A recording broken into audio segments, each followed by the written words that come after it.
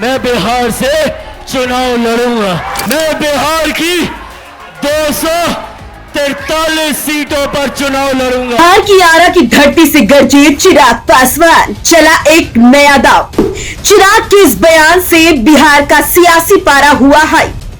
चिराग ने की ऐसी भविष्यवाणी, उड़ गई नीतीश चाचा की नींद। विधानसभा चुनाव को लेकर राजनीति में एक बार फिर से हलचल तेज हो गई। वहीं इस बार इस हलचल के केंद्र में लोक जनशक्ति पार्टी के अध्यक्ष चिराग पासवान।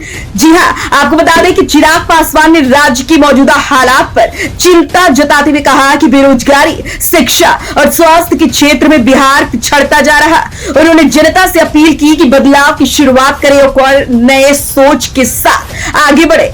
आपको बता दें कि चुनाव से पहले चिराग पासवान ने ऐलान किया है कि उनकी पार्टी आगामी विधानसभा चुनाव में राज्य की सभी 243 सीटों पर चुनाव लड़ेगी।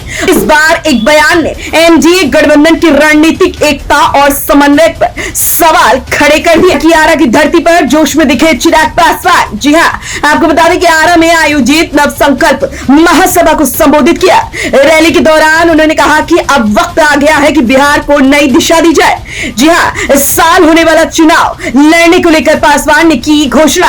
हालांकि उन्होंने यह नहीं बताया कि वो किस सीट से चुनाव लड़ेंगे। उन्होंने कहा कि बिहार की जनता ही तय करेगी कि वो किस सीट से चुनाव लड़ेंगे।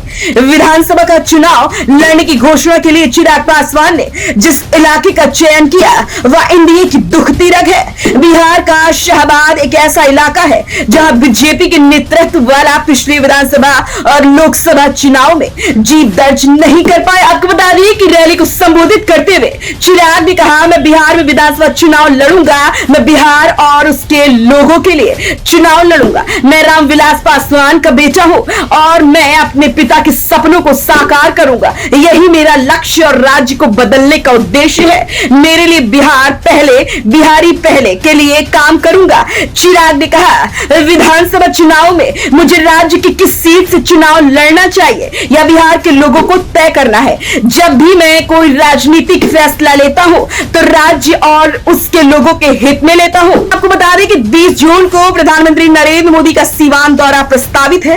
इस दौरे को लेकर भाजपा और जदयू दोनों मिलकर तैयारियों में जुट गए। सीवान के एक निजी होटल में एनडीए की प्रमंडलीय बैठक में कार्यकर्ताओं को सख्त दिशा निर्देश दिए गए। लेकिन चिराग के इस बयान ने इस एकता के माहौल को काफी हद तक प्रभावित कर दिया। खैर, बिहार विधानसभा चुनाव होने में कुछ ही समय बचा हुआ है। अब देखना ये दिलचस्प होगा कि क्या चिराग पासवान की यह चुनौती, क्या गठबंधन की दिशा एक नया रुख दे पाएगी या फिर बीजेपी और जदयू समय रहते इसे संभाल लें।